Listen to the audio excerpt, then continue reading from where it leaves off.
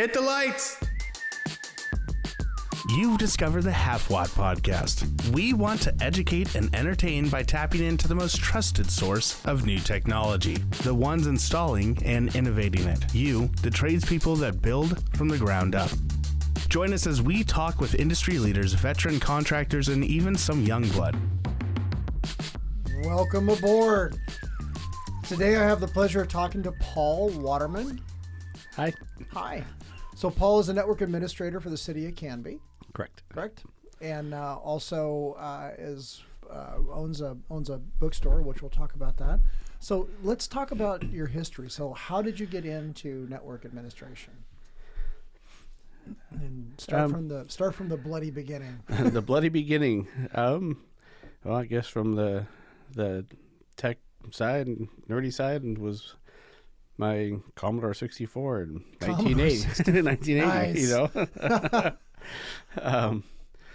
Yeah, so that's where my passion with computers started. You didn't fall into the Apple IIc or 2E? No, I did. I took a couple, when I was younger, like little, they'd have some of the classes at like the local college and stuff like that. Mm-hmm. And my mom signed me up for some of those and did some of the Apple IIe, moving the little turtle around, on the screen, programming the coordinates and stuff. But no, the Commodore always seemed to be, whether it was or not, but to me it seemed to be a lot more technically advanced than even the Apples, because it was.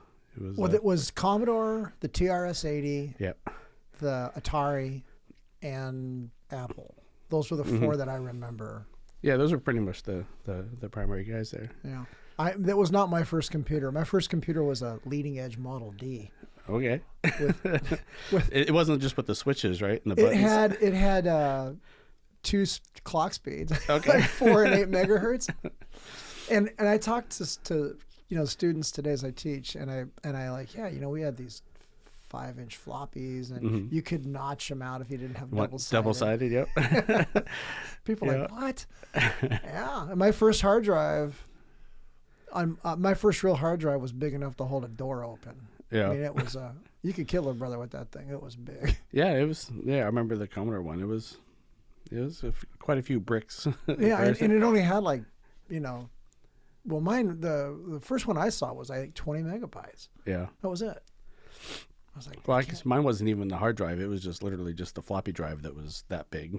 Was it really? Yeah, it was like the 8-inch one? It was the 5 1/4, but the drive itself, the external drive, it was bigger than a shoebox. I mean, No kidding. It was pretty big. Oh yeah, I remember that. I'm just. Yeah. Yeah. It was big. It was long. Long, right? Yeah. Yep. Gosh. My friend, one of my other friends, had a Commodore though. He had the cassette drive. Big timer. Yeah, so yeah, he was, I remember I always wonder how do you, because we played games, right? I was like, how do you know where to go to find that? And I'm like, did it randomly access what it needed? I never figured it out because neither. I didn't use it, so I was like, well, you know what you're doing. As long as we can play the game, we're good. I saw one person who had it. He was a ham down in when I lived in Louisiana. And he had it on his ham setup. Okay. And I said, what's that for? He goes, is that for recording something? He goes, no, it's actually for part of the computer. I'm like, what part? Because I didn't understand. Yeah. I didn't know what I was looking at. I graduated high school in 82. So, okay. What's a computer? My dad had a calculator. When he bought a calculator years before, and you did some sort of complex math on it, you could see it sort of think. Right. It was like, crunk, come up with an answer. Hopefully it was right. Yeah. Gosh, I mean, so I was graduated in 92. So, I mean, think about it. It's only a 10-year difference. Yeah. But even in that 10-year difference, back then, a lot changed in 10 years. It was crazy. I went in the Navy, and when I got to my first real school, real serious school, one of the trainers they had us sit on was a NEATS trainer, I think that's what it was. And the idea was that they would make it good for the discipline I was in. Naval flight officers, they could do their thing. So everybody could use this. None of these really existed in the world, but if you sat down, you were an NFO, then they would make it look like, essentially what you would have on an A6 or A6B. Okay. And then if you were doing it, it would kind of simulate what we were doing. But it ran off this hard drive, and they were really particular about it. Yeah. And if it crashed, it was like, and it was like, the width of a hair could get in there. And sure enough, it crashed one day, and the guy showed us what it looked like when it did. Oh, no. And it was a orange flat disc, Right. probably 18, 20 inches, with a big hole in the middle. And sure enough, man, it was just gone. Oh, and man. I said, what, and I just looked at him like I was completely from outer space. I had no idea what the hell any of this stuff was. Everything I was working on was analog and tube. And I'm like, and then 3 years later, we were neck deep in them. Yeah. Just like that. Yeah, it came on quick. Yeah. Revolutionized everything we did. It still is. It's still, I can't imagine operating. I'm still a ham radio guy. I can't operate without a computer. Yeah. Like even my radio is a computer at this point. Yeah. Well, we can't even make a phone call without a computer. Isn't that whack? No. It's like, I was teaching my granddaughter some math, and she's trying to do it by hand, and I just said, just get a calculator. They told us as kids, well, we're not all going to have calculators. Well, that's bad squeeze. Yeah, we got it now. Everybody's got a calculator. Yeah. So anyway, you got into your Commodore 64. What happened then? So I went up through high school, and then in high school I was getting into computer-aided drafting. Okay. So at Oregon City High School, they had a program Big timer. with Clackamas Community College. They had like a little program where you get some credits while taking these classes at the high school. You get transferred into the college. So yeah, I remember. I mean, I think I was still DOS at the time, but I was running AutoCAD. And that was just amazing. Rev 2. Yeah. And at that time, it was interesting. I don't know if it's still this way, but Clackamas Community College in Oregon City, it's kind of small, and most people don't know much about it. Yeah. But the instructors there actually wrote most of the actual textbooks in documents for AutoCAD. I didn't know that. And at that time, so I mean, they were literally writing the books that other places were teaching for AutoCAD. I did not know that. They were like a huge hub of central of training for AutoCAD. And so that was kind of nice to be able to have that that influence with the school and be able to go right into that into Clackamas Community College. So, and then at that point, I had a little. It was like you get out of high school and in college, and then it's like, what am I going to do with my life? And is this what I really want to do, or is this what everybody else wants me to do? So I dropped out and joined the Air Force. Oh, did you? Yeah. Well played. So, my mom wasn't too thrilled because it was about November, and I went down, signed up, and they were really hurting for security policeman at the time. So. Nothing to do with computers. Like I went in as an MP. It's a whole different. Yeah, it's a whole different 180 degrees. I was like, so you're guarding a nuke. Yep, okay. Exactly. And so I went home and I said, yeah, I quit school. I joined the Air Force and I leave next week. Where'd you go in the Air Force? So did my training in San Antonio and whatnot. But my first, it didn't start out very exciting. My very first station was Fairchild in Spokane, Washington. Oh, wow. So like 5 hours from home. Yeah, that's... And so, and I, for a little while, I didn't really have much to do with computers. Did Nintendos and Segas and stuff like that, but it just didn't, it was kind of like, it was my whole life up until that point, even as a little kid. And so at that point, I was like, almost rebelled, I guess, against computers a little bit. And then once I got in there, then I started to get into it a little bit more about my, my first actual like PC, it was like a 286 30 megahertz computer or something like that. And so I got that and started to play with a little bit, but nothing real serious, just more for fun and dialing up the old, BBS's, bulletin board systems and stuff like that. Alt.net. Yeah. Interesting. I actually got in trouble with one of those at one point. That was not hard to do. So, so I was in Spokane, Washington, and then I extended for 2 more years because I didn't want to spend my entire, 4 years in the military 5 hours from home. So, I wanted to do something exotic. I wanted to go to like Europe or Japan or something like that and go overseas. So, well, apparently Alaska is considered overseas. So I got Iowa City, Yeah, you didn't go very Fairbanks, far at all. Alaska. Fairbanks, so yeah. Welcome to cold. Yeah, exactly. Yeah. But then I went to Alaska, and then I was only there for 4 months, and then I found out I got a TDY to Saudi Arabia. So Oh, I good. got to go Okay, so you did get to overseas. see something. And then I got 4 months over in Italy. So Oh, cool. I actually got to go and do something for. The Italian stuff would be really fun. Oh, I would love to go it was to fun. Europe. Yeah, that was pretty fun. I joined in. I'm from San Diego.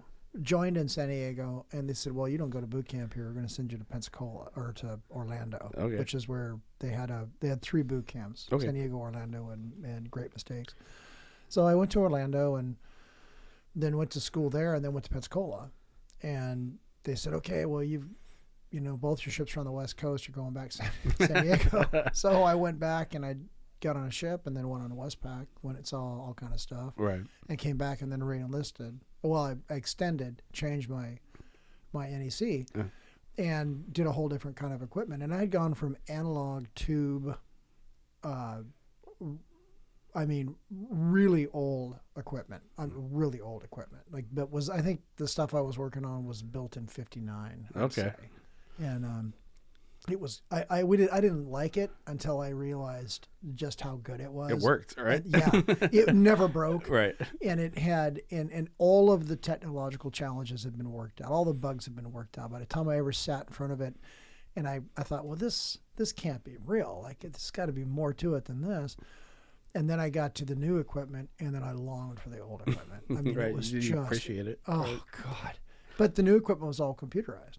Right. Everything was. You could do more, but there's more to break. There's more to break, and it's faster. Yeah. And that where you were looking at one frequency, or it's it. That's as much as you could do. You could scan and do a band, but this other equipment was looking 360, all these frequencies all the time. Right. And this other stuff was you had to be dialed in on it to see it, and that the difference was astounding.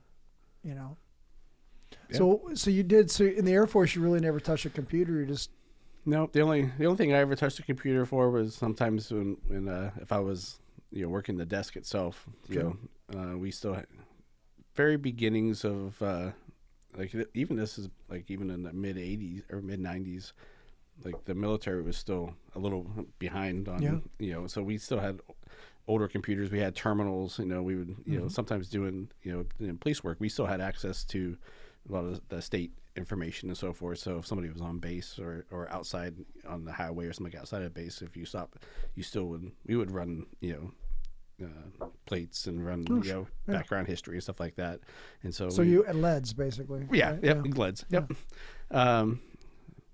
Very, very old version of LEDs.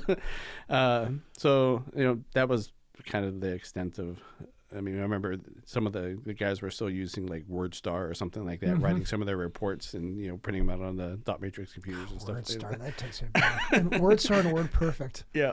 Wow. So then I got out, and then I worked with my ex-father-in-law for a while, and he had a steel fabrication shop. So I was, grinding and welding, and then I got hurt. I severed the tendons in my hand. Yikes! And I was like, this is not what I want to do for the rest of my life. So I was like, I still like computers. I enjoy computers. Yeah. Maybe this is something I can make a living at now. So I went back to school, and I went. There used to be Pioneer Pacific College here in the local area, and they had an IT networking program or something like that at that time. So, I didn't do it while I was in the military when they paid for it and you could get time off and do it all for free, basically. So I waited until I had a family and had to go to night school to do it. Dumb mistake. So if you're out there and you have an opportunity to get free schooling or training, take advantage of it. I did the same. I made the same critical error in judgment. I really did. Because even while you're underway, you could have taken I could have taken college courses, but no, I was way too smart for that. Yeah. So then I went back to school, and then I started from the ground up. The tech support, call centers, and in Beaverton. I was pretty. So you were supporting a specific brand of computer or different software? I felt like I got pretty lucky, and when I went in, and then they kind of, you did tested you, and they kind of figured out what team, because it was like one group, but they had at that time it was 3Com, you know, 3Com switches and routers and stuff like that. And this was in about 1999, right before you know, the Y2K doomsday. I remember that. That was fun. So they had that, and you know, they had Dell, and they had, but you go in and they kind of like, hey, where would you fit that we can kind of sell you to whoever our customers are to provide that support, basically. But you got paid by the company, not like Dell or whoever. So I actually made it on the 3Com team, which was nice, and it was kind of like that was like the team there that where people wanted to go, because they actually trained you on networking, and you know, because you had to obviously had to support the, you know, the networking hardware and software. So I felt like I was pretty lucky to get in the ground level starting on something like that. Yeah, no was, kidding. A little more complicated than just, you know, OS support, or I think at one time one of the people there was actually what was the old like the first video streaming program that I was like real something. Yeah, you're dating me. But it was like one of the Real Player. I think it was just Real Player. Yeah, I think you're right. I think it was Real Player. Like Real Player support was there too, you know. Yeah, exactly. And so we did, you know, we actually started doing pretty complicated, you know, routing and switching, and at that time we still had dial up, so they had basically modem banks in a router. So you'd have like multiple, you know, modems, was it 56K modems? Oh yeah, and, that was a big thing. Yeah, so I remember you could get like X2, you could do 2 at once, and all that. So they would have like 4 modems in one box, right? And you'd hook it up, and then you'd have to be able to say, okay, people that dial into this modem, they could only route to this particular network and so forth. So we had some, you know, some of these stuff. And then also DSL was the big thing too, coming in. But that was kind of like an on-demand circuit, but you still paid like per connection or per minute or something like that. So there was a lot of fun conversations with customers that were like, why did I get this, you know, $500 phone bill? And I was like, well, your DSL router is set to automatically connect whenever you make a request out to the internet, you know. And so I didn't realize. So it would be dormant, right? Until a request came. You know, somebody opened up Netscape and said, I want to go here, and then it would go out. Netscape. It would start up the router and the DSL and connect to the internet, but then it would get charged for every time that connection went out. No kidding. And so they would have to turn off like the auto connect. Well, if they didn't turn that off, then phone company didn't care. They're like, woohoo, more money for us. So wow. Yeah, I mean, it was back in the no unlimited. I remember Europa was the first internet I ever purchased, like the first connection. Right. And this kid was showing me, because I had been out of computers and I was working for Simplex, and they handed me a laptop with Windows 3.11 on it. And I went, oh God, what's this? Where's DOS? You know, it's really right. You're just it's like PowerShell. You're just driving DOS from behind these cool windows. Don't let it freak you out. So if Jerry Turner, if you're out there, thank you. So Jerry shows me how the wizard's being driven, and this is just a GUI, and don't let it freak you out. And gave me some pointers on how to do it, and literally taught me what I needed to know to be proficient. And I thought, well, this is great. This can't, you know, they can't possibly improve this. And you'll never need more than 64K RAM. Yeah, you'll never need that. And then I just watched everything get smaller and faster and, you know, more powerful. And you know, I think when I got my first Pentium chip, I was just like this, you know, like a Pentium 2 or a Pentium 3, and I thought, you had to find the math coprocessor. Oh yeah, it was, you know, and like the more I understood it, and it really, I mean, he really helped usher me back in. And sound files were the things that I was blown away with. I was blown away at sound files that you could, you know, just regular waves that you could do. And I was sitting in a meeting at Simplex, and we had these pagers, these gold, they're Motorola, you know, top of the line gold. I forget what their name was, gold something or other. And the managers would get really upset if your pager went off in a meeting. I mean, they just would go crazy if they went off. So I recorded every single sound these pagers could make on wave files. Oh, no. And I would just have my laptop open, and I would just hit the wave and turn it on, and you could just watch the whole place would stop, and they're all looking. Everybody's checking their pagers out, and I'm looking at mine, saying, "What the hell's going on?" They'd get all mad, and everybody calm down again, and I just hit it again, and just hit it again. And Jerry was just shake his head. He knew exactly what I was doing, and it was on. Like it was on. Like everything you said, I would record and twist and make, and then you got into all the different audio programs and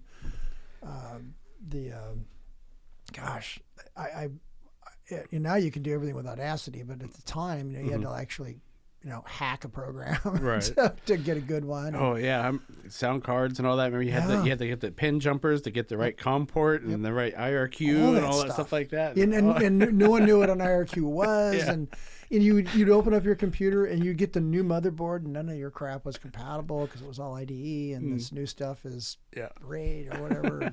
Oh my SCSI, and God, I just felt like every time I turned around and blinked, the technology had just jumped leaps and bounds, and I was still trying to master this, and that was crazy times. Yeah, so we're thinking, I think it was probably around 2000, early 98, 99.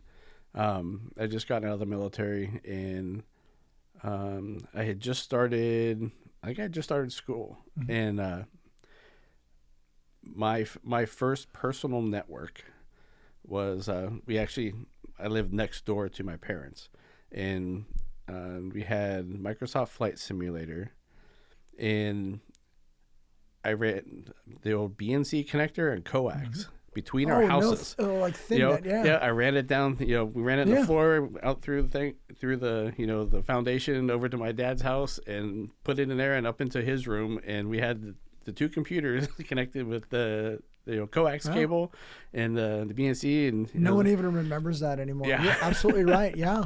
OHSU had that all over the place when I first got there. That was my first LAN party. No kidding. between two and computers. Pretty fast bandwidth too for the time. It was just between the two computers, and I don't know. It was probably I think at that time it was still probably a 10 meg network, which is, and instead of an IP address, that's all you needed. Learning what two IP addresses on the same network, so forth, and and so we'd battle each other with Microsoft Simulator, trying to shoot each other down. That's funny. Gosh. So the BNC, that was, and so I know, Ethernet was still just kind of coming out too, and it was still kind of as in infancy. Yeah, but the speeds blew me away. I was like, what? You're gonna get what?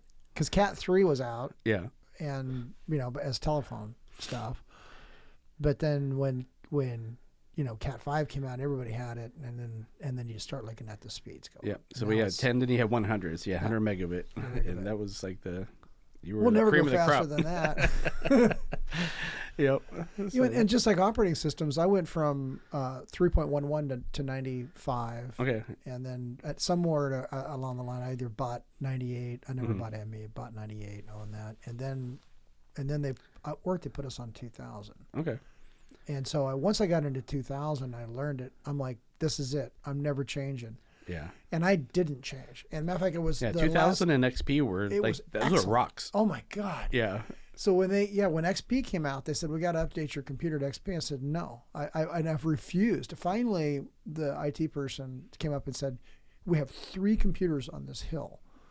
At that time, there were 12,000 employees up there. And they're like, we have 3 computers on this hill that are still using 2000, and you're one of them. It's got to change today. So they put XP on my machine. Loved it. Yeah. Loved it. I was like, oh, what did I wait? Right? One of those things. Yeah. Still love it. Still think it was an excellent. I can't imagine why we'd ever change from it other than the security reasons. But now I cringe every time I turn the thing. I have no idea what the hell's going to happen when I turn them on now. Yeah. Yep. Yeah. So so we had the coax, that was fun. And then trying to think of when was my first working with Ethernet. I don't think we actually ran it at home. I think I ran the coax for quite a while because it did whatever we needed to do. And then probably early 2000s. I remember we got my first cable modem. Mhm. You know, up until then it was the 56K still, Yep, you know, still dial up. And then I got cable modem, and it was like, I think it was like 1 megabit, you know, 1 megabit or 2 megabit, you know, cable internet connection. It was just like, wow, like the download speeds on this is just insane. But you remember when the web was first coming out, how hardly anybody was on there. Right. Like you would go there and you would, like, what are you doing? And you needed like Alta Vista or, you know, one of The these. dial-up, yep. Yeah, something to help you figure out like what was going on. And I just went, man, at some point everybody's going to be on the web. The big AOL. yeah, exactly. Yeah, I started with, I don't think I started with AOL. We had, you know, for my first actual internet connection was in Alaska, and we had like a local place that we'd dial up the, you know, they'd have a bank of modems, and sometimes you get a busy signal, like, I gotta wait till somebody gets off. You gotta wait till someone hangs up. and get back in. But then I think I remember eventually going to, I think it was shortly after that, after I got, you know, in early 2000, I did the AOL thing. But I did do earlier, like when I was actually in the 80s, I mean, high school, a little bit before high school, with my Commodore 64, I had the 300 baud program modem or something like that. And I did, you know, I think was it Prodigy or CompuServe? Yeah, CompuServe. Yeah, exactly. So those were the dial-up, Those you know, were the pay per dial-ups. minute, you know, type of thing. And yeah, so I remember doing those. And but yeah, it was. I think my first introduction to Ethernet was in school. Was when I was going to the college out here, and at that time it was up by.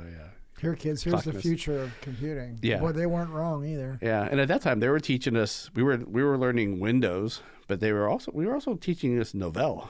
So Oh my you remember God. Novell? Yeah. So, you know, it's just like, it was a completely separate, you know, its own operating system, Yeah. you know, just like, you know, Windows NT Yeah. at that time, because we had Windows NT before 2000. And, so I never used it ever in real life, but Yeah, I mean, I took I some think- classes on it. I think we had one of their email programs we had. I think it was Novell, but yeah, you're right. It was like when DOS came out, there was CPM. Yeah. No one remembered CPM, but it was there. It was this competition, and it just quickly fell apart because, you know, and no one had even heard of Linux at that point. But Unix was absolutely being used on all the VAX servers and stuff like that. Everything, anytime you connected to anything, it was on a Linux machine or a Unix machine. Yeah, and then your productivity suite was like, was it Lotus 123 Yep. or the spreadsheet or something like Yeah, that? Yeah, and they're like nobody. Yeah. I think it actually still exists. Like I think it does somewhere too. around. Like, who uses that? I don't know. I didn't even, you know, you there's this whole world that's been created in computers now, especially like with Meta and things that are happening now. It really, to me, it kind of breaks down borders and barriers, because my grandkid will sit on her iPad and talk to people all over. You know, it's some that she goes to school with, but a lot of kids from just all over on these different game programs, they don't care where they're at or who they are, as long as they're not nefarious, Right. you know. But it's become a tool, especially during COVID, that without she was hurting. Yeah, I mean, she was isolated, able to stay in touch with people and you just didn't think about how critical all that would be until it was. Right. And now like I said, I can't imagine life without computers. I don't even think it's possible. Yeah, and until working for the city, I didn't really have, other than running a network cable, I hadn't really thought much about any of the low voltage stuff. I mean, at one point when I was working at one of my first big jobs, where I kind of moved up into like my career really advanced, it was at a company. It's called Sunstone Circuit. It's actually right out here in Milano. They build circuit boards out in Milano. That I know right before you get to the hill. Yeah. So when I first got there, it was a little homegrown as far as the network goes. It's just, they knew what they knew and they did it locally. Like, you'd have, you know, some network cables that were like strung across, you know, outside, just Cat5 cable strung out across and stapled to a building and stapled around the wall and down into the server room. And it was like, yeah, this probably isn't the best thing, when you're like, why isn't this something not working? I'm like, it could be a number of things, Birds out there tearing it apart. So one of my first projects out there was actually, working with a contractor and basically kind of gutting everything and reinstalling, properly, running the conduit underground. And we actually put in some fiber cables in between the, facilities and so forth. And so that, that was kind of like my first introduction to like a big project as far as, low voltage. And it was pretty interesting to see, have to talk about it, running the wire. Some things I never really thought about before. They'd have the different joint, hangers and stuff like that to be able to strand. But how far you can go between, and right? How high up they have to be, yeah, and the type of wire, because if it's outside, it's got to be UV rated. And all exactly. That jazz, Yeah, and some of the the interference, you don't want to run it over the top of your your ballasts and all the lights out there. You have to want to go around them. And because it kind of it's kind of leans towards the telecom community. They're the telecom people were light years ahead of everybody else on grounding and bonding and isolation of buildings from lightning strikes and stuff like that. So, they were way ahead of the game on how you would isolate buildings and stuff like that. We in the fire alarm world were years behind them. I mean, and I learned that kind of the hard way, in interfacing with telecom people. They can be like, you an errant child, get your crap together, honestly. Yeah. Well, and a lot of the networking at that time too, it was kind of homegrown. We're like, we're going to connect these computers together. And it's like, well, you didn't really, especially if it was a medium-sized, smaller company, like you didn't call somebody out and like do a big install. You're going to install this network. It kind of you only needed like a couple computers. We'll start out here, right? And then, that kind of organically grow, right? Yeah. And then you kind of keep adding on, and then eventually you get to the point where you're like, yeah, this isn't sustainable anymore. And you got like 5 switches strung out across, 50,000 square feet, and you're like, where's this at? It's in this closet somewhere up in the rafters, and so then that's when you kind of, but a lot of especially in the beginning of a lot of that networking, especially Ethernet, it was just kind of homegrown and it organically happened just as things needed. It's like, I don't have to carry my disk over here anymore and plug it in. You just plug it in, it goes. Like you can just go to that computer and command stuff and right.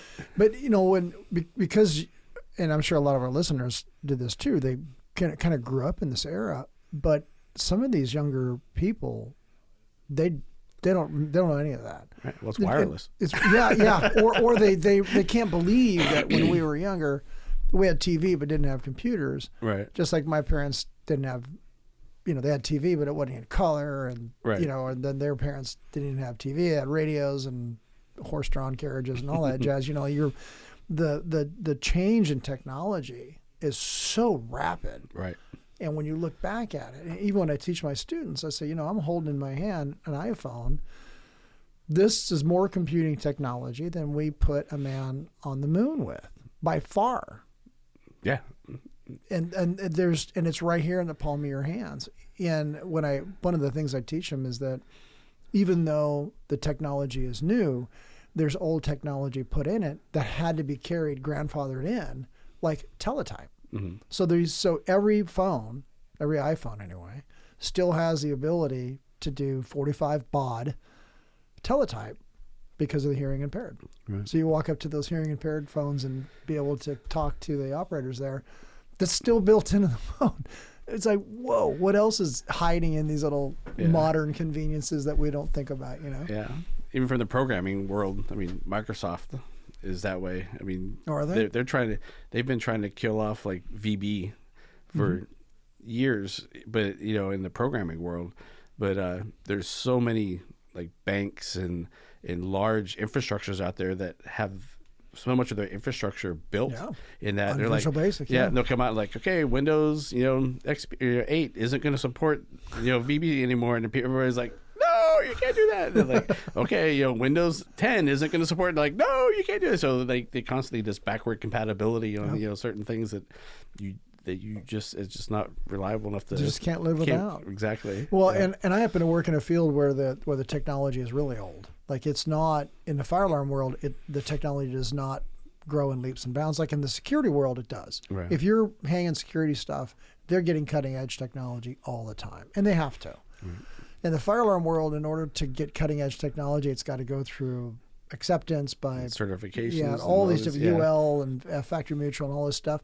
So by the time we see something that's really modern to us, most of the other people are going, what, you've got peer-to-peer to wireless? Hello? We're way past that. Yeah. So it's just, to me, it's like I'm still dabbling in 80s technology. Matter of fact, I had a double EEPROM flash prom fail on me yesterday. I was in the middle of a download. I'm talking to essentially a panel, and it just quit. I was 50 or 55 lines into a 3,000 line program, and it just went, no, we're done. That's it. Bam. Done. Yeah. Okay. So that's it. That's the entire operating system, basically. That's all of the, it's not the OS, but it's the information for the OS all put on this chip. All hands on deck. Now, how are we get this thing? How are we going to burn another chip? Right? Who the hell's burning chips? Right. What's a chip? Program right to the chip? What? Yeah. The new panels you walk up to, you plug in an Ethernet cable in, and you're dropping 2 or 2.4, megabits of data like that. Right. The old stuff you're moving. Go along. Here comes another bit. It's just crazy, the speed. Yeah. And even to be able to interface with those things. I mean, you can't get a laptop. I mean, not even a laptop or computer. Like you need a RS-232. What? Yeah. You need a parallel port. What? You can't use prolific chips. You have to use non-prolific chips. You're like, what the hell's a prolific chip? You're like, oh, so is this USB to serial port cable really going to work? And some do, some don't. The machine I'm working on is literally Windows Vista 7. Right. Or Vista Enterprise is what it is. That's Windows 7. But we can't change it. Right. And it's dying because, Windows was never meant to last that long. Yeah, and a lot of those, I mean, especially in manufacturing and, a lot of those built-in Windows machines, so like you can't upgrade them. Yeah. But the machine still needs to run with it. And so, from the IT world, those are headaches because you can't put new antivirus software on them. All of the, the security risks that they had before are still there. Yeah. And, you don't want to, exploitable. You don't want to leave them on your network. So now you have to, logically isolate, sometimes even physically isolate these machines, but you still need to be able to access them on the network to get your files from from the engineering team to, the CNC machine and so forth. And so, yeah, it creates quite a headache and quite a network to try to work around that. Right. Because our IT team up on the hill, they're crack. I mean, they're on their game, and we had to update some stuff, and they came in with firewalls, put them all up, and I thought, what the hell are the firewalls for? Well, the firewalls are facing towards our computers. Right. Because if you can VNC or whatever you're using to get into them, that's a risk. Right. And so I never thought about it. I thought, hey, we got to put a firewall up. I'm like, okay. It's not to protect you. It's to protect us from you. Right, exactly. What the hell are you doing with these things, man? Yeah. Get you some modern technology. And it makes sense. Yeah. Especially with patient health data. I mean, that's, right. You don't want to mess with that. You don't mess with any of that stuff. Yeah. And by God, it's secure. I'm telling you what. And you pop on a network that they don't know you, and you're nacked in seconds. Right. It's immediately.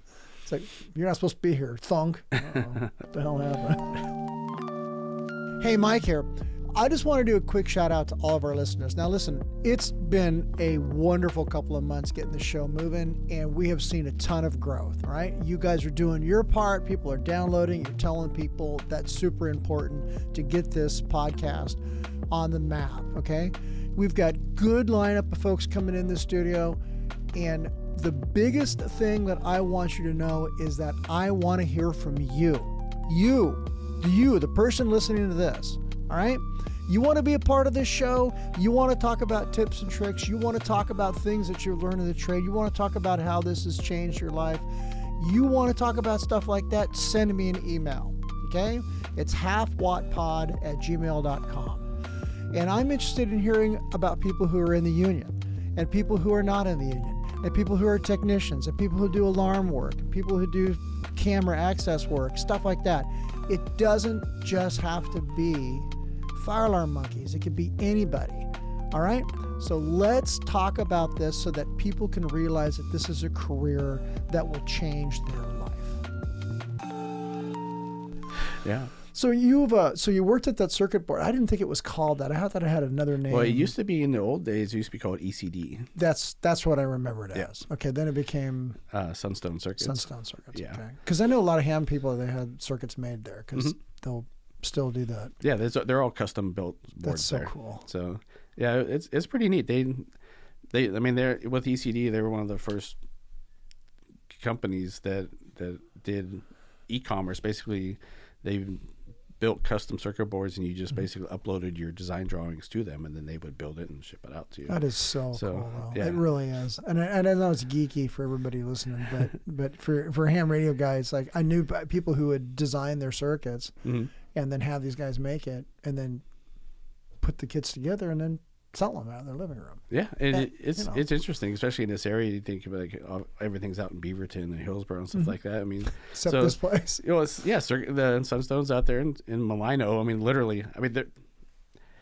I love you guys, Sunstone, but there are times where I'm out there and you walk out your front door and there's a goat standing on the pinning table in front of you. I mean, there's a farm right across the street from you. I mean that's how it was. But sometimes you're on the phone and you're like, okay, I got to close the door because you hear like. And like people thinking you're working at a barn or something. It's like I gotta close the door. But no, it's great. They're really good out there. But then even right here in Canby, you have Screaming Circuits, and so I didn't know that. So they're an assembly shop. So Sunstone partners with Screaming Circuits, and so basically Screaming Circuits is you design your BOM of the actual parts, the components that you want on your circuit board. Sunstone just builds the bare circuit board, so you build it from you get it from there, and then they would just ship it over here to Screaming, and then they would put the parts on it and then ship it to you. So there's multiple steps of getting that finished but they're product. right here in Canby. Yeah, they're just right down across from the police department. Oh, no kidding. Yeah. Huh. So I just got a tour of a Gearworks Premier. Gearworks, which I know the guy who owns it, and I said, "Well, you got to take me on a quick tour."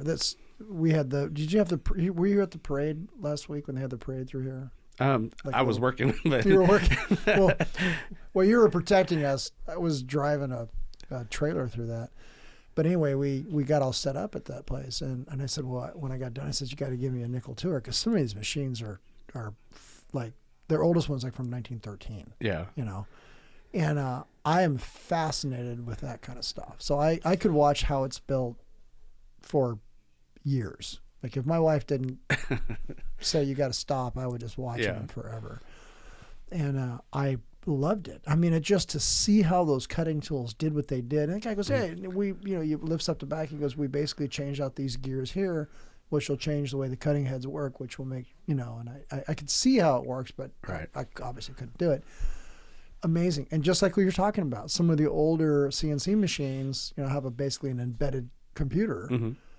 And I'm sure if that stuff was networked, that, that could be a security risk because how are you going to upgrade it? Yeah. And some of them they're really obscure. Like they had some machinery that there was basically it wasn't even Windows. It was like a custom operating system built into this machine. But the only people that supported it were like this company in Germany. So if something happened to it, they would literally have to fly somebody out from Germany to come down and monkey with it and reprogram it and tweak it and stuff. And they're like, okay, we think it's fixed out. And so it's like you can't just like call up your local guy and come down no, it's you gotta So some of that machinery is very, very specific, super custom, and the operating system is built. Well, I mean, the stuff I worked in the Navy was all built. It was all written in Fortran. Right. If you knew what the hell that was. Yeah. And I certainly didn't, but I knew people who did, and they could hack it. Right. I mean, they wouldn't hack it and do something wrong with it. They could hack it and get into it and see how the code was written. Right. They could show it to you, and I was like, no. I mean, it wasn't. It's still not it's still hard for me to visualize it, but it's obviously easier now. Yeah, I mean, but even to them, that was easier than punch cards. Yeah, much. Yeah. Which I didn't realize how long ago that technology. I didn't realize that technology came out in the early 1900s. I had no idea that it had been around that long. IBM. Yeah. But the punch cards themselves, right? Because we were using that up until the 80s in the Navy. They were still doing inventory with punch cards. Yeah. I couldn't believe it. And it was, matter of fact, I was stuck at a command one time helping do that. And as soon as you could figure out how to read the punch card, they kicked you back on the ship because you weren't getting accurate counts. Because you're like, oh yes, not 7. As soon as they're called SKs, the supply clerks. As soon as they realized you could read it, they're like, you're out. We don't want you here. Yeah. We want you to actually count the widgets. No, fine. But yeah, so you basically worked for that company, and then what'd you do after that? Where'd you go? So after that, I actually went to work for another assembly shop down in Salem. They were, I was interested in. I learned about how I mean, I didn't do the actual development of the circuit boards or the building of them, but I supported the infrastructure that supported the manufacturing of them.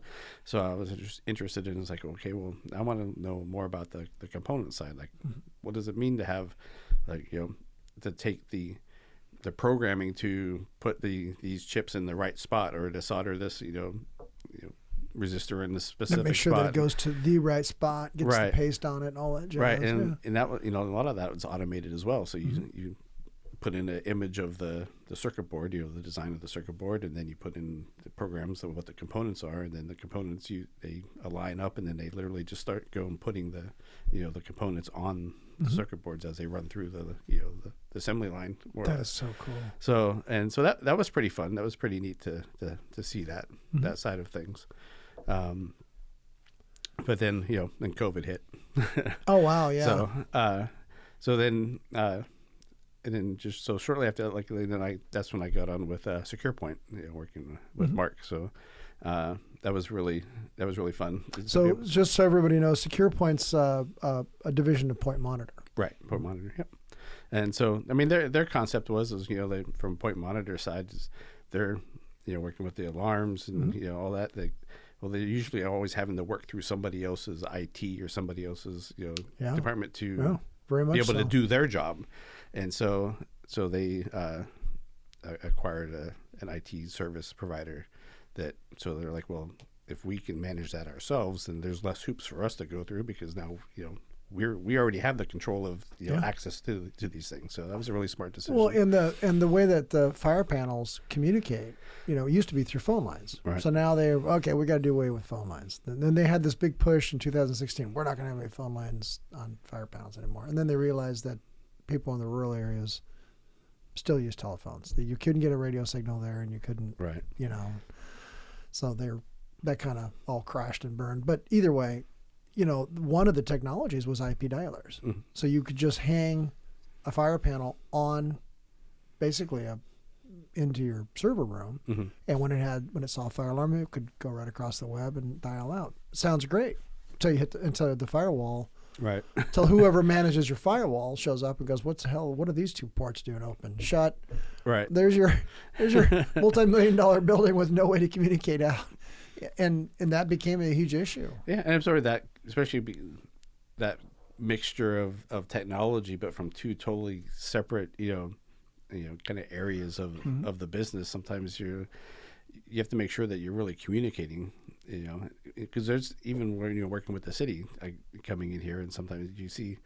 So prime example, in one of our server rooms, there's some Motorola equipment in there, and I'm like, what in the world is this Motorola equipment doing? Like, I don't, what does this have to do with our IT, with our server room? And then come find out, it's the radio for the emergency systems and stuff like that. I was going to say radio's right there. Right, and so I was like, oh, okay, well now that makes sense. And they run their MTD through that, right? So they're terminals for the cops and for the fire department. Not through that. Is that what they're running through? Not through that. This is the emergency, the Clackamas County, like the emergency backup radio. Oh, the actual system. radio system. Yeah, so that's what the antennas, they're up on top of the building, and so. But this is all trunked, so that's all. Yeah, so I mean, I have no idea. Okay, now I know why I don't know this, because I don't ever deal with this stuff. So in the time, I kind of fell out of ham radio for a while and got back into it. And in that time, the handheld radios, the mobile, what we consider 2-meter and 440, most of that stuff went all to digital mobile radio, DMR. And there wound up being, like 3 real distinct divisions of it. They kind of overlay in some, but Motorola's turbo DMR wound up being sort of like the the kind of the gold standard in it. Right. And then there was one that the Japanese developed through called Fusion that was really good. And there's always stuff. And in order for me to get up to speed to understand DMR, it was tough. And once I figured it out, it was like, okay, well, now it's kind of easy, and I get it because you're just digitizing your voice and setting it up in packets, and then it's being reassembled. That part I get. But, one day I was riding my horse with my handheld on, talking to a guy in Lakeside, California, who was sitting in his damn living room. And I'm in Sandy going, that's bizarre, on 2 meters or 440, whatever it was on, the higher frequencies. I just, my jaw hit the floor because you're going into the web. And once you go into the web, you can pop out anywhere. Right. It's like IP phones now, right? Yeah. You don't need you don't need your trunk and your all of that and your old POTS lines and stuff. It's just all right through your firewall. And explaining that to some of the younger people that when the power went out, we had phone service because the batteries, the phone company kept batteries in these remote buildings in the middle of the woods to give us power for our phones. Right. And when I worked for Simplex, I went down to the AT&T building, and I was supposed to go down there and test. So the fire system. So I show up, and this guy's worked there for most of my life. Says, "Okay, this. I'll take you around. And I'll show you exactly what you can and cannot do." So we're going through the building, and I'm just this stupid sponge, just sucking up all this old school technology. And he shows me the microwave towers, and he goes, "Yeah, we don't really use those much. We just kind of talk to each other on them because there's no data going on them anymore. It's all done by fiber." We get to one floor, and on one corner of one floor of this building, and this guy's worked there from when they had the old clackety, relays. Right. When you were actually dialed and you moved a relay. The rotaries? Yeah. You moved a stepper thing. Yeah. That's how it worked. When you dialed, you actually were changing the physical relays. So if you dialed a 9, it went up 9 places, and that made a different connection. Got it. So that you went through the switchgear that way. So that's what that actually did. He says, "Oh yeah, this is all these. We had hundreds of people here, and all this crap was going on." We go in this one floor, and in one corner of one floor is this what looks like a pretty modern server. It was really quite unique, and there was a guy in a desk probably 25 feet away from it with a light on it. It looked like something from a friggin' movie. I went, this can't be real. And the guy's reading a paper sitting at the desk. The phone rings. He picks up the phone, puts the paper down, walks in, does something, and walks back out again, picks up the phone, calls back. And I said, so I'm in there testing all my smoke detectors. And I said, "What's that?" And he goes, "They reroute all the data from where that guy's going to be in case he has a heart attack, hits a piece of fiber." He says, "We are guaranteeing connections." He goes, "So that's an AT&T. He goes, everything that was in this building is in that corner times something." Right. He says, "All of it." And he goes, matter of fact, you can't even go into this area. And there was an area on the floor marked off. He goes, "You cannot go past that unless we know exactly where you're going to go. And you're darn sure not going to take a pole that you're going to reach a smoke detector with, because if you knock off one of those fibers, we're completely hosed." Right. And he goes, "We're guaranteeing." He goes, "We're moving FAA data, radar data, all kind of stuff." And he just went through and told me, and my jaw hit the floor. And on that same floor, we walked by a small server rack, just a 2 rack, and there said Europa. And I went, "That's not Europa." He goes, "Yeah, that's the ISP Europa." And then he shot off the next 4 that I'd heard about in town. Right. All not even taking up. You could have fit them all in this room we're in times 10. Wow. And I said, "So that is handling," he goes, "that is handling so much data you can't even imagine it. Like so much traffic, voice, and data that is."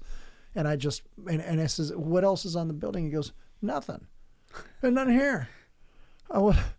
He was right. They reduced the entire building to one floor and part of that floor. Yeah, it was insane. And the whole time I'm working, this guy's telling me all of the changes that he's seen in all the years he'd worked there. He took me down in the basement. There were batteries that were, I don't know. He says they're 80-volt batteries. They look like tubs. They were 8 foot wide, maybe 6 foot tall, and 40 foot long. Wow. And they're all blood acids. All right. And he goes, yeah, power comes in this end, and we take it off there for the computers. We take 80 volts off for the computers upstairs. And he goes, when this power quits, you never know it. He goes, we used to have, he just pointed out banks and banks and banks of these things. He goes, and that's what powered up your telephone at home, was one of these, remote. I mean, I left out of that place, and I was in awe. I was just in awe of what I'd seen. And this would have been before 1998. Yeah. I don't know what the hell. It probably looks at the size of a quarter now. and there was still a mixture of old and new technologies still supporting each other there too. So that I was just absolutely astounded with. And then, eventually I wound up working for a company and going to work in Facebook on their fire system in Facebook. And that's when I saw jaw-dropping. Yeah. I mean, just jaw-dropping equipment. You could not imagine the amount of throughput. And that's before they built all the new server farms. So, yeah. I ran into a fiber guy, and he goes, we have 62 single mode fibers coming into this MPOE, main point of entry room, in this one alone. Right. Just from my company. There's 2 other companies. He goes, and that's just coming here in Prineville. Wow. I was like, I mean, imagine the amount of data that's like having a 20-foot pipe and sending a half an inch of water through it. That's really what the guy described to me. He goes, it's like we're not even using maybe 2-3% of the throughput. Well, it's, future proofing, right? Future proofing. Yeah, exactly. Yep. Yeah. Anyway, I didn't mean to get off on a tangent. No. So you work for Secure Point, and then what happened? Then we also have our business here in town. Tell the audience what it is. Excuse me. So so in town we have a local bookstore. It's called the Book Nook, and we do books. And we started out really small, just use books, and we're like, is this something that the area wants to support? And they did, and we grew and moved 4 times into the current location. Were you in Lake Oswego for a while? We were not. But interestingly, we were in the Graham building here, Paul, the Grahams, but they used to have Graham's Books and Stationery, and they also had, their main store was in Lake Oswego. Okay. So we were in the Graham building here, and then we moved over to the old Parsons building where the old pharmacy used to be. Nice. So we did books and games and gifts and stuff like that. So my plan was, okay, we're going to retire, and I'm just going to work at the bookstore with my wife. And then, and being a local business, we're very connected with lots of other businesses and working with the city and so forth. And somebody found out that it's like, oh, well, you're retiring. It's like, yeah. It's like, well, a lot of retired people work for the cities. And I'm like, well, okay. And then, so they said, well, we have a need for an IT department coming up. And, and so I was like, I don't know. So I was like, okay, talked to my wife, and I was like, it's a government job, and I'm used to driving Salem, Hillsborough, Lake Oswego, Portland for my jobs. Like, man, I mean, my wife's been working at the bookstore for a while, so she already knows what it's like to be able to just go a couple blocks and be at work. But that is nice. So I'm like, wow, that'd be nice to be actually work in town. So I applied, and I got the job, and so I'm very appreciative of that. And so now I get it takes longer for my car to defrost than it does for me to get to work. So then I started working with the city. Nice. Yeah. So what's that like as far as, it's just not a huge city. So is it a pretty good sized network, or is it a small network? It's pretty good sized network. We have probably 4 or 5 like physical locations, and we're all connected via VPN. Their connections using the local, internet through direct link, and then we have 1 gig connections between them, Canby's an interesting spot where it's grown a lot in say the last 10 years. I mean, so you think they just built a new city hall, in 2016, and before that, I don't know if seen the old city hall. No, the new one I've seen. Yeah, I mean the old one's just up the street here. It's probably maybe 2,000 square feet. I mean, it's like the old original like 1920s building, and that was City Hall at the time, and the police station was still small before they moved in 2012 to a new location, the building right next door, and then the planning department was in its own little building around the corner, so it was. I mean, it was pretty small, and then within those last 8 years or so, they got the new City Hall and the new library, and so they've really kind of in a short period of time expanded. Canby's grown quite a bit in that time frame too. So, yeah, it was they've gone from a very small kind of smallish network and infrastructure to a much larger one in that short amount of time. So there's a bit more to support than realize. Is it so you have to stay on the cutting edge of all the security patches and I mean, you're always you're always looking for people trying to hack into your systems and do nefarious things. We have monitoring systems that that keep track of what's going on. We're constantly updating their systems and get reports of what's being updated and what what's having problems because all Microsoft updates always just work right away the first time. Oh yeah, and they install themselves perfectly. Exactly. Without sometimes we call them upbreaks. So, so yeah. So tell me about the Book Nook. What kind of books do you carry? Everything or? Yeah, we carry new books, used books. We have fiction, nonfiction. We mostly we have more used books right now, but we started out used, and it's a little like 300 square foot or like just a test, just to see what it looks like. Yeah. Then we moved into a little bigger spot, and we were able to expand our used book section. We started adding some gifts of local gifts and local crafts. I like that. I like the fact that because there does seem to be a very big local scene here in Canby that I didn't realize. I only live in Oregon City, but I didn't know. Yeah, like I kind of fell into it. So.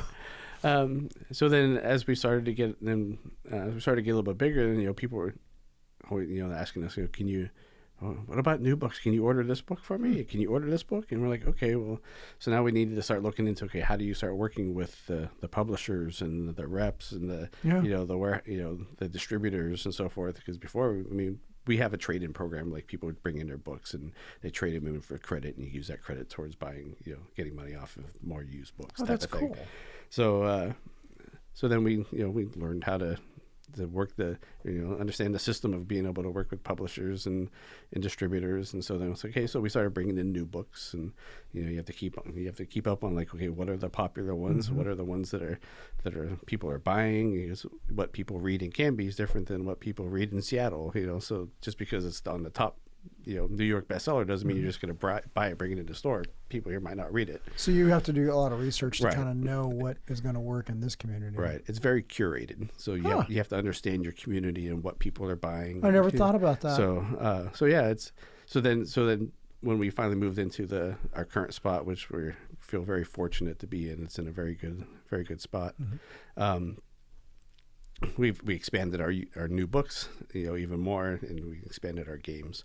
But yeah, you learn a lot about, especially with the used books, because what we carry is what the community brings in, and so you get a feel for what people are interested in reading. For us, it's interesting, mysteries and fantasy are bigger sellers, but mysteries and used, interestingly, not so much mysteries and new. So no kidding. So I never would have thought of that. Yeah, so our mystery readers really like to read used books, but they don't buy new so much, and maybe you can get them somewhere a little bit cheaper. We're a small business. We can't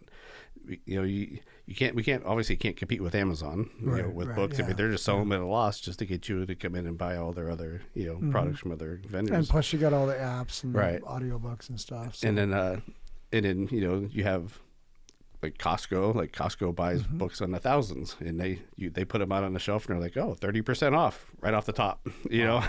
So we can't compete with those. And so they tend to bring in more of like the Grishams and the Baldacci's and those. So those don't typically we can't sell them at 30% off the cover price. Sure.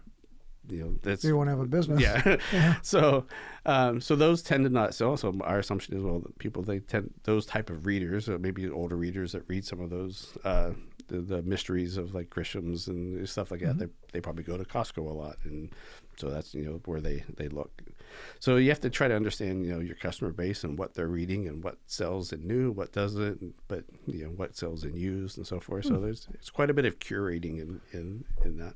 I didn't think about that. That's so your wife kind of runs that. You obviously work with her on that. Plus you work for the city, right? And you're not really ready to retire, so you're just going to keep. Yeah. So obviously I help with the website and the technology stuff and whatnot, and helping with our programs. And at first we used to do the spreadsheet and work off of 3x5 cards and keeping track of people's accounts. And we grew up a little bit more, and so we have an actual like inventory point of sale system that we utilize. And it's interesting. I never really thought about for bookstore specific retail. There really isn't. There's a few players out there, and they're not like real. It's not like there's thousands and thousands of bookstores out there either. So you have a kind of limited market, but they're not. Some of these programs have been around for a long time. Some of them still look like DOS. Because I had a dog daycare, and we bought into a piece of software that was specifically for that. Right. And it was unique to that. Exactly. And it was kind of nice to have something that catered to what you wanted. Right. It was pretty cool. Yeah. So, but then it has its little quirks here and there, and sometimes we get frustrated with it, and I'll help troubleshoot a little bit and stuff like that. So I never get out of the computer world, whether I'm at home or at the bookstore. It's like I get the call. Hey, what's going on? What's wrong with this? But you've been able to take all of your career, all of your path, your technological, dalliances in and out of all these different arenas, and now you're at this point in your life, where you've kind of got this nice retail thing going.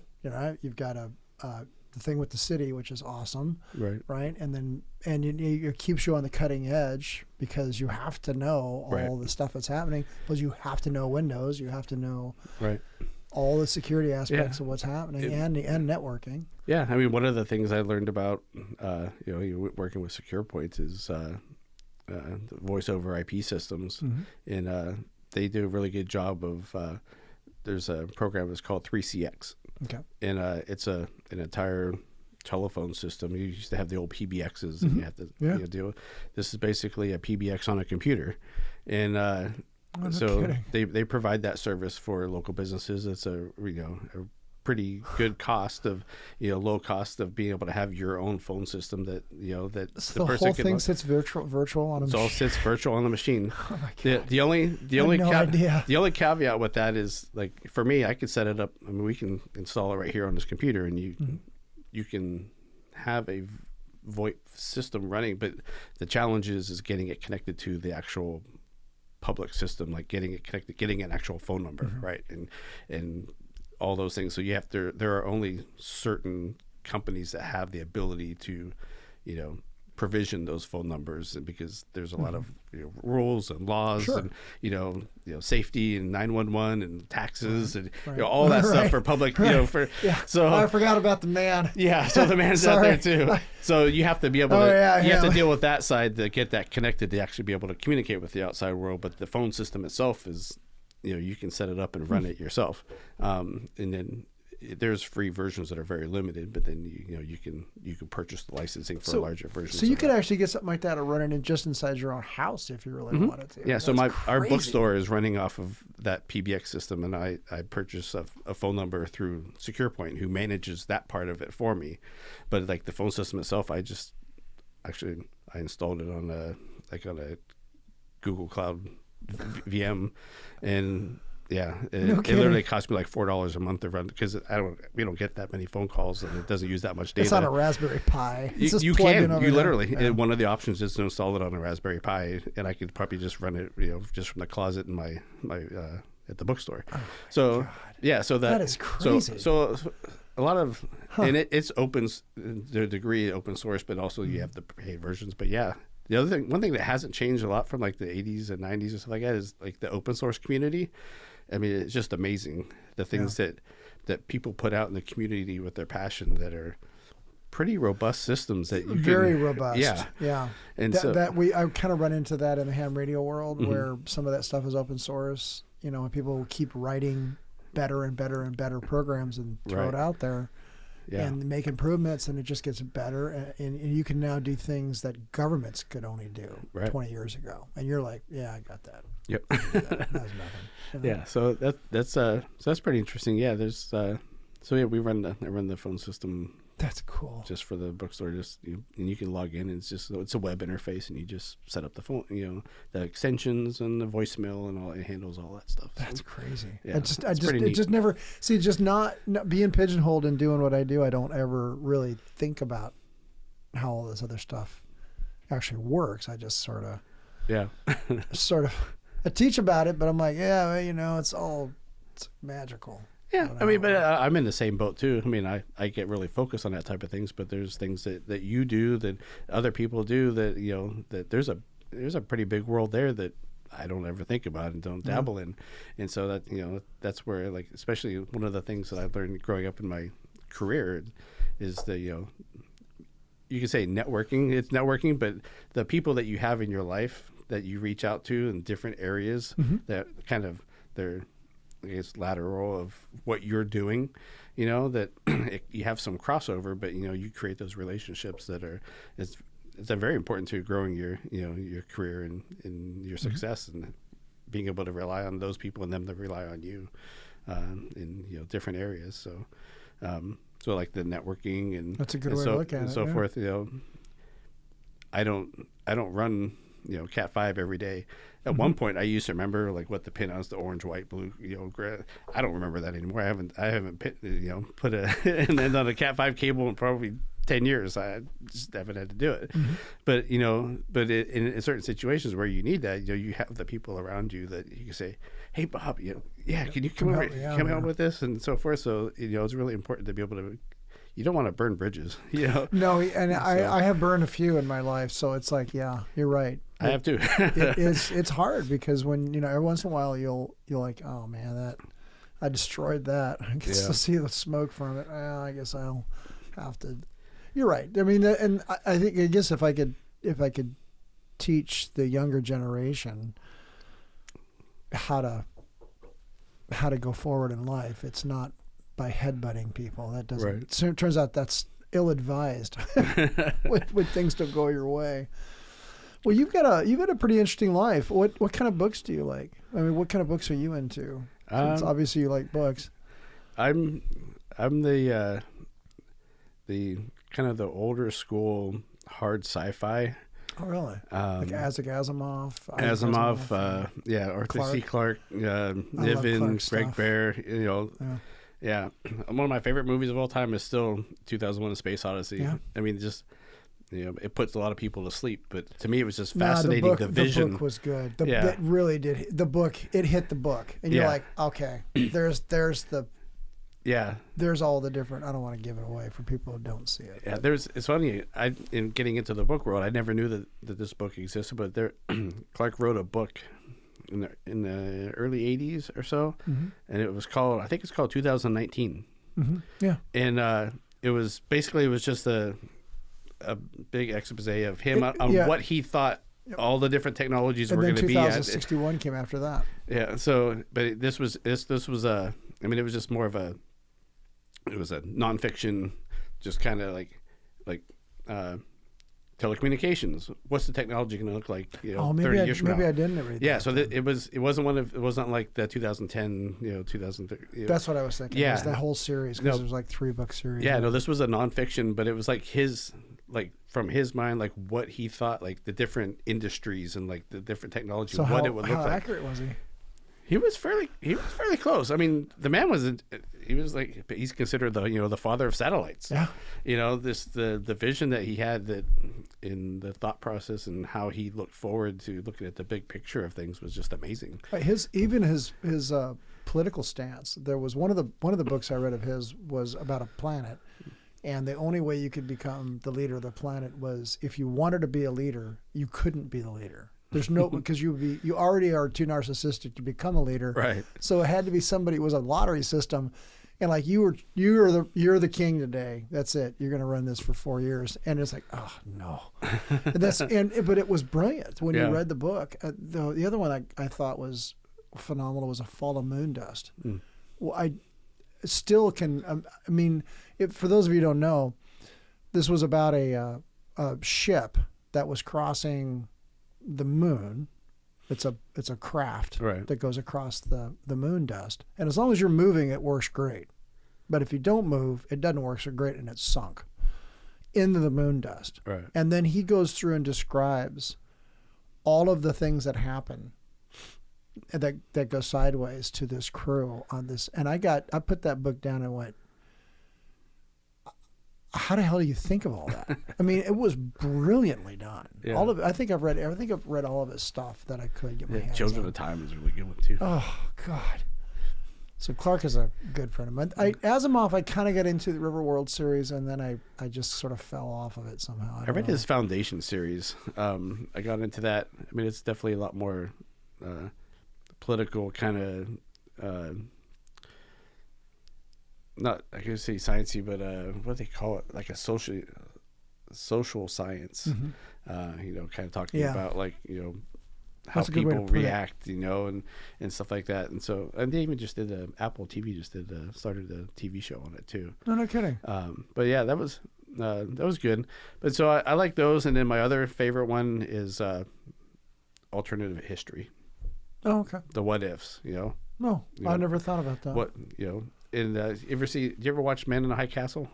No. Not the book. The book is completely different than the show. I saw one episode of it. Yeah. It's not a bad show. There's competition for the tube at home, and I lose. So yeah, it's just like what the it what boils ifs. down to. What happens if this if this happened instead of that type of thing? And one of my favorite ones is not just like alternative history, but like there's a book called 1632 by Eric Flint. Okay. And it's 10 square mile radius of West Virginia. It was written in 2000. Time warp hits and this town plops down in the middle of Europe in 1632. Okay. As it is, everything there, all the infrastructure, all the people, they just see a big flash of light. They're like, what the heck was that? Poof. And then, next thing you know, the road just ends, going out of town. And then, so that now you have basically this piece of America with technology that can only be supported kind of because, we can machine things, but we can't replace everything that they have. Yeah. And now they have to live, in 1632 with, okay, here's freedom. Here's the our idea of the Constitution, and then here's the kings and the barons. Here's and, what it really is. Yeah, and so how 1632. does that mix together, and how do these people work? Fight each other and also work together, and so that was a really fun. And it's I wrote that down. It's a pretty big series, so that was pretty fun. I like that. Well, I super appreciate your time today. This has been fascinating. So I don't know if we got technically as deep into it as some of the listeners like, but part of what I like to do is just get to know people and have a nice conversation that just. Well, thank you. Yeah, this was a great conversation. Good. I really enjoyed You'd come getting back? to meet you. And yeah, absolutely. Nice. It was fun. I really enjoyed it. And Thank you. Thank you for having me. You bet. Thanks for listening to the Half-Watt Podcast. We always want to hear from you, and we encourage you to email us at halfwattpod@gmail.com with questions or even your own stories. Funny, crazy, or praiseworthy, we want to hear it all. You can follow us on Instagram at halfwattpod to stay up to date on our feed. Be sure to subscribe wherever you listen to podcasts, and share us with a friend, the best way to help us grow. The Half-Watt Podcast is a production of Now Hear This Studios.